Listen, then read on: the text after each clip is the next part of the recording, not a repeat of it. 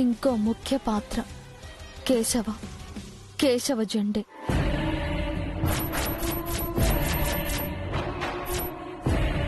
ఇతని గురించి ఒక్క మాటలో చెప్పాలంటే, ఇప్పుడు మొదట మీ పెళ్లికి ఎలా అయితే అడ్డుపడ్డాడో అప్పుడు కూడా అలాగే అడ్డుపడ్డాడు.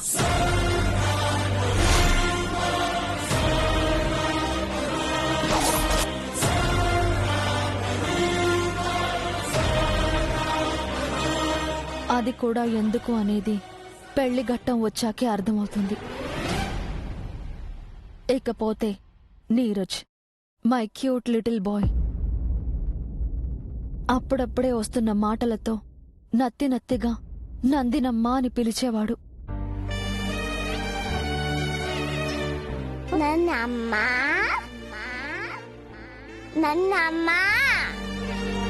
నీరజ్కి గుర్తుందో లేదో, నా చేతి పరమాన్నం అంటే తనకెంతో ఇష్టం. ఒళ్లంతా వలకబోసుకుంటూ తినేవాడు. ఇలాంటి మధుర అనుభూతులు, మరువలేని జ్ఞాపకాలు ఎన్నో ఉన్నాయి. ఇకపోతే అసలు కథ. ఆర్యతో ఆరంభమై అర్ధాంతరంగా ముగిసిపోవడానికి గల కారణాలు.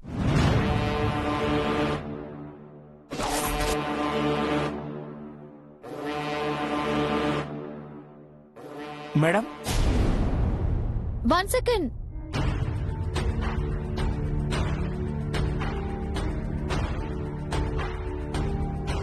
మేడం, శారదమ్మ గారు పిలుస్తున్నారు మేడం. మ్యామ్ టెంపుల్ నుంచి వచ్చేసారా? వచ్చి చాలాసేపు మేడం. 2-3 సార్లు మిమ్మల్ని అడిగారు. కనిపించకపోయేసరికి పిలుచుకురమ్మన్నారు మేడం. సరే, నేను వస్తాను, నువ్వు పద. అలాగే మేడం.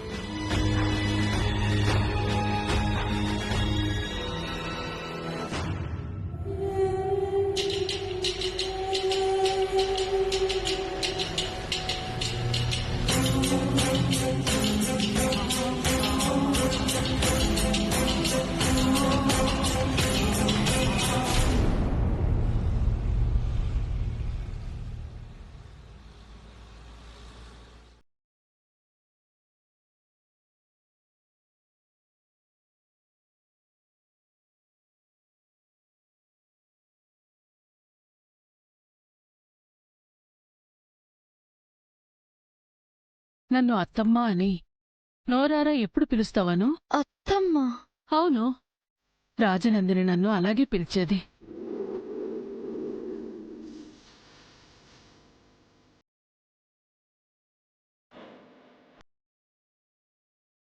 అత్తమ్మా,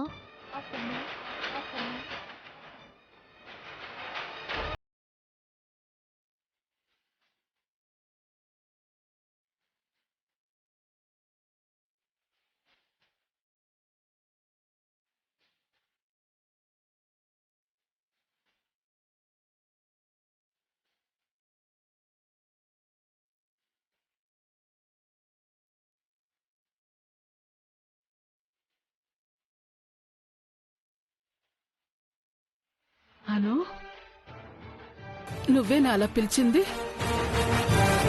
కాదు, మీ నందినియే పిలిచిందత్తమ్మా.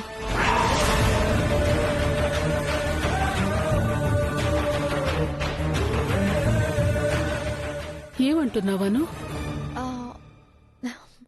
మీ నందినిలాగే పిలిచానా అని అడుగుతున్నానత్తమ్మా. అచ్చం అలాగే పిలిచావాను, అందులో ఏమాత్రం సందేహం లేదు. ఇక నుంచి మిమ్మల్ని నేను అలాగే పిలవాలనుకుంటున్నానత్తమ్మా. మీకేం అభ్యంతరం లేదు కదా? నాకెందుకు ఇబ్బంది ఉంటుందను? నువ్వెప్పుడింత ఆప్యాయంగా పిలుస్తావా అని ఎదురు చూస్తున్నాను. ఇంకా అభ్యంతరం చెప్పడానికి ఏముంటుంది చెప్పు? నేనెప్పటినుంచో అనుకుంటున్నాను, నువ్వు నందిని లేని లోటుని తీరుస్తావు అని. అది ఈ రోజే ఈ పిలుపుతో తీరిందంటే నమ్ము. వశిష్ఠా, ఏమంటావ్? అవునమ్మా, అచ్చం నందినమ్మగారి పిలుపులాగే ఉంది కదా. ఈరోజు అనూకి నా దిష్టి తగిలేలా ఉంది. ఏంటమ్మా, అత్తగారు కోడలను చూసి తెగ మురిసిపోతున్నట్టున్నారు? కరెక్ట్ టైంకొచ్చావు కేశవ. ఆర్య, నీకు త్వరలో ఒక పెద్ద టాస్క్ ఉంది. ఏంటమ్మా? ఈ ఆజన్మ బ్రహ్మచారికి పెళ్లి సంబంధాలు చూడ్డాం. అమ్మా అమ్మా అది దాదాకి టాస్క్ ఎందుకు అవుతుంది, పనిష్మెంట్ అవుతుంది కదా. కరెక్ట్ గా చెప్పావు నీరజ్. అది ఏదైనా కానీ తప్పదు అంతే. అమ్మా, ఉన్నట్టుండి ఇంత దారుణమైన డిసిషన్ తీసుకోవడానికి కారణం ఏంటమ్మా? దీనికి కారణం అను. అనునా?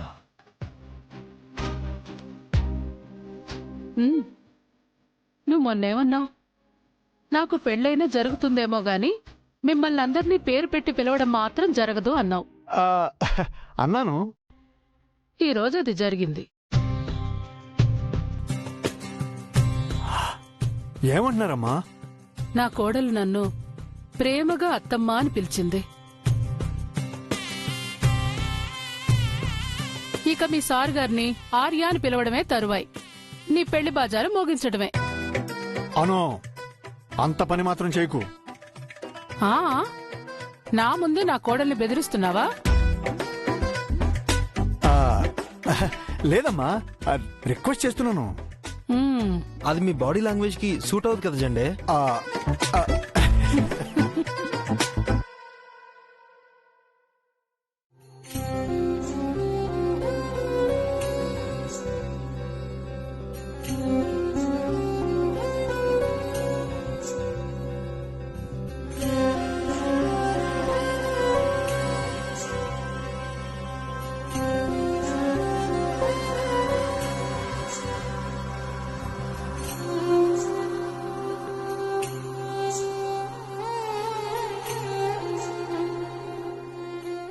ఆర్య, నువ్వు వెళ్ళి ఫ్రెష్ అయ్యిరా, భోంచేద్దాం. సరే అమ్మా. కేశవ, అమ్మా, నువ్వు కూడా భోంచేసి వెళ్ళు.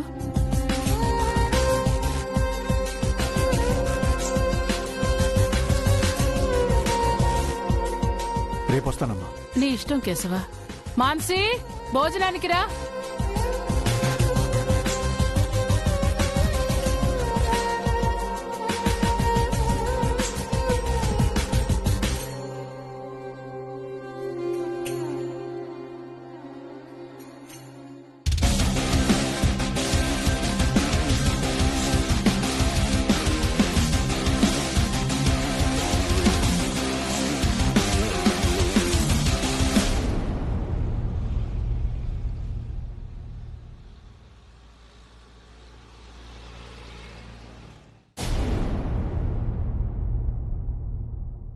ఆర్య, షాపింగ్ మాల్ ఇన్సిడెంట్ గురించి ఏమైనా తెలిసిందా?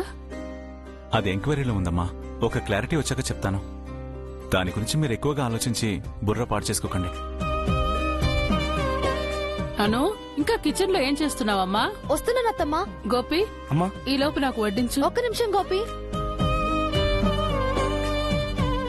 నీరజ్ సార్, మీకెంతో ఇష్టమైన పరమాన్నం నేనే స్వయంగా చేశాను.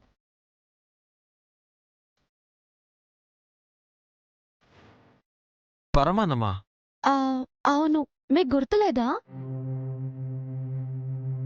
అను, అది నీరజ్ చిన్నప్పుడు తినేవాడు, గుర్తుండదులే. నాకు తెలుసత్తమ్మా, అందుకే పని కట్టుకుని మరీ చేశాను. తినండి నీరజ్ సార్, మీకు నచ్చుతుంది. మీ చిన్నప్పుడు మీరు దీన్ని ఇష్టంగా తినేవారు. నీకెలా తెలుసను? అంటే ఈ ఇంట్లో అందరి ఇష్టాలని తెలుసుకోవాలనే ప్రయత్నంలో చిన్న గెస్సింగ్ అత్తమ్మా. నీ గెస్సింగ్ 100% కరెక్ట్ అమ్మా. నీరజ్, నువ్వు చిన్నప్పుడు రాజనందిని చేత్తో చేసిన పరమాణం అంటే నీవెంతో ఇష్టంగా తినేవాడివి. అడిగి మరీ చేయించుకునేవాడివి. ఇంట్రెస్టింగ్. సో నందినమ్మ స్థానంలో ఉన్న అను చేసిచ్చిందన్నమాట. Okay, let's try.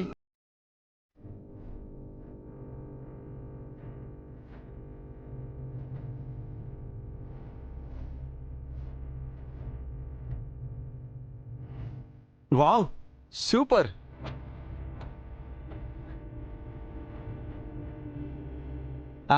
అను, నీ గెస్సింగ్కి ఈ పరమాన్నం టేస్ట్కి ఫిదా అనుకో. సో చిన్నప్పుడు విషయాలు ఎలాగో నాకు గుర్తులేవు కాబట్టి నాకు తెలిసిన నందినమ్మవి నువ్వు. ఏమంటావమ్మా?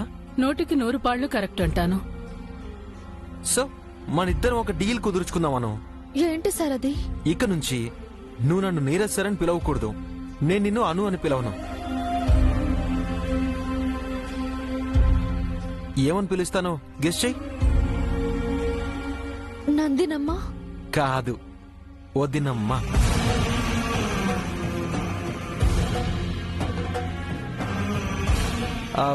నేను నిన్న అలా పిలవడం నీకు ఇష్టమేనా? నేను అలా కంటిన్యూ చేయాలంటే నువ్వు నన్ను నీరజ్ అని పిలవాలి. వాట్? తను నిన్ను పేరు పెట్టి పిలవటం ఏంటి? దాంట్లో తప్పే ఉంది మాన్సి. నువ్వు పేరు పెట్టి పిలవగలేంది, తను పిలిస్తే తప్పే ఉంది. నేను నీ భార్యని, నా ఇష్టం వచ్చినట్టు పిలుస్తాను. తనకి ఏ హక్కు ఉందని అలా పిలవడానికి? హలో, వద్దినమ్మ అక్కడ అంటే అమ్మతో సమానం. అంతకు మించిన హక్కేం కావాలి నీకు? సో వదినమ్మా, నువ్వు మాన్సి మాటలు ఏం పట్టించుకోకు. మన డీల్ ప్రకారం ప్రొసీడ్ అయిపో. అలాగే నీరజ్.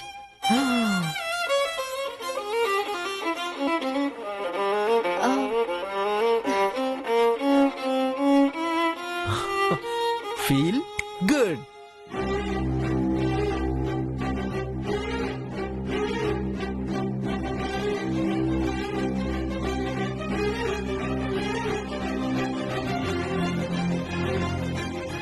అనులో ఈ సడన్ చేంజ్ ఓవర్ ఏంటి?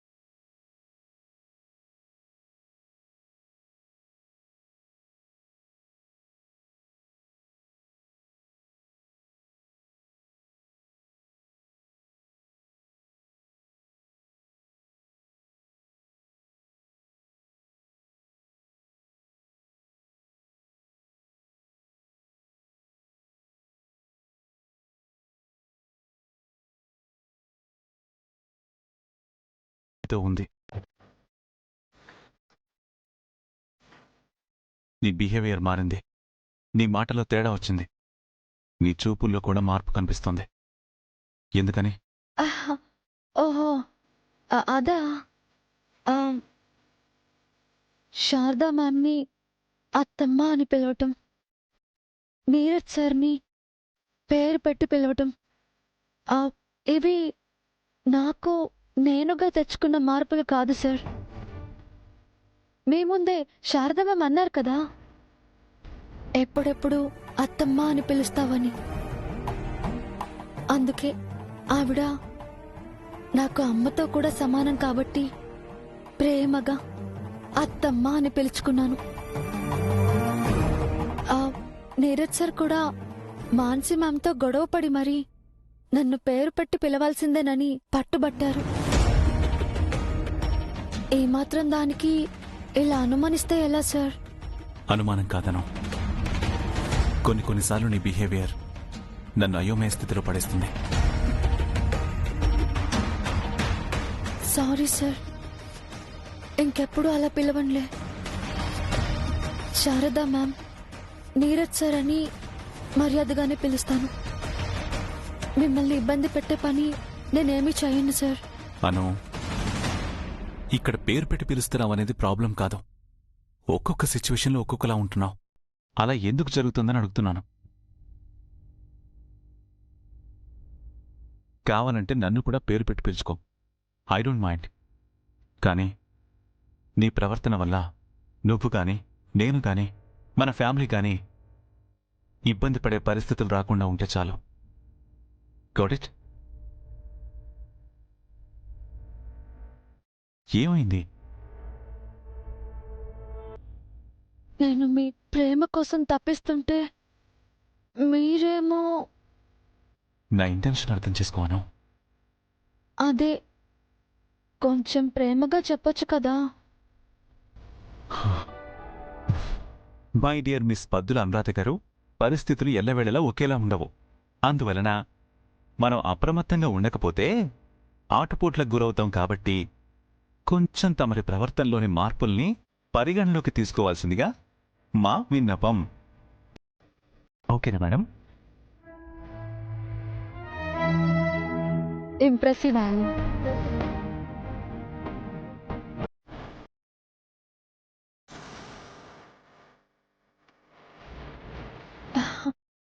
అది మరి మీరే కదా ఇందాక కావాలంటే పేరు పెట్టి పిలుచుకో అన్నారు. అందుకని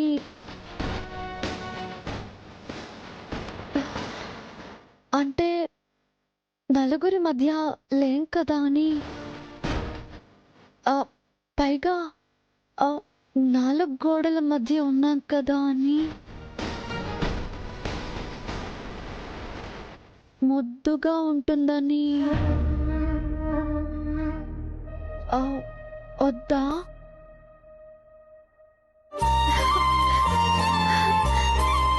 thank you so much Arya. సరే పద పడుకుందాం.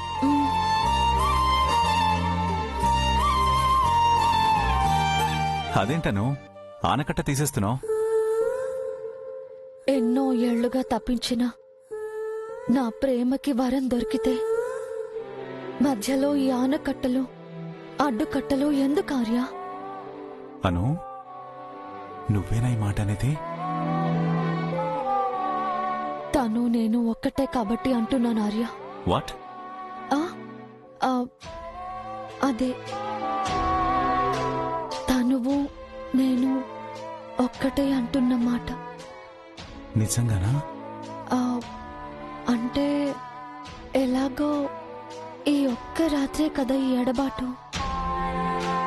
ఆ మాత్రం దానికే ఎందుకని. మరి మధ్యరాత్రుల్లో తనువు మనసు ఒక్కటే పులకిస్తే మాత్రం నాది బాధ్యత కాదు. నా ఆర్య మీద నాకు నమ్మకం ఉంది. ఈ ఒక్క మాటతో కాళ్ళు చేతులు కట్టిపడేశావుగా. ఈరోజు నిట్టూర్పుతో నీరసించిపోయినా రేపు రెట్టింపు ఉత్సాహంతో ప్రేమని పంచుతాను. ఏంటి మేడం గారు మాటలతో యుద్ధం చేస్తున్నారు? రేపు ముద్దు.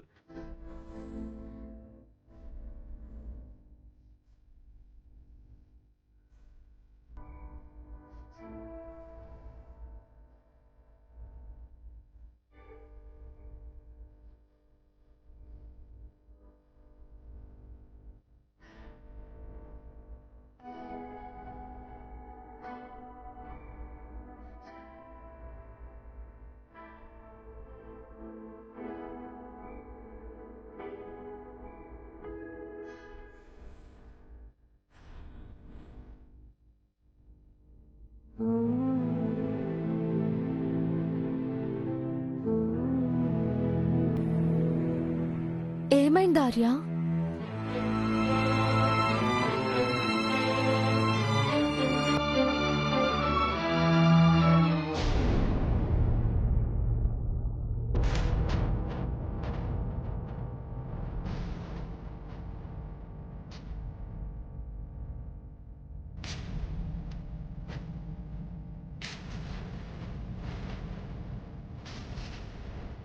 ఇకపోతే అసలు కథ.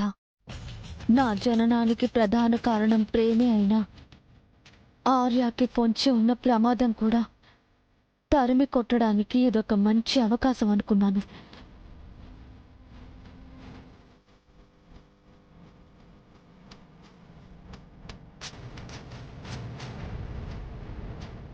ఆర్యకి ప్రమాదమా? అవును, అది ఆయన వాళ్ళ వల్లే అని కూడా నా అనుమానం. అందుకే ఆర్యకి ఈ విషయం చెప్పొద్దు అని అన్నాను.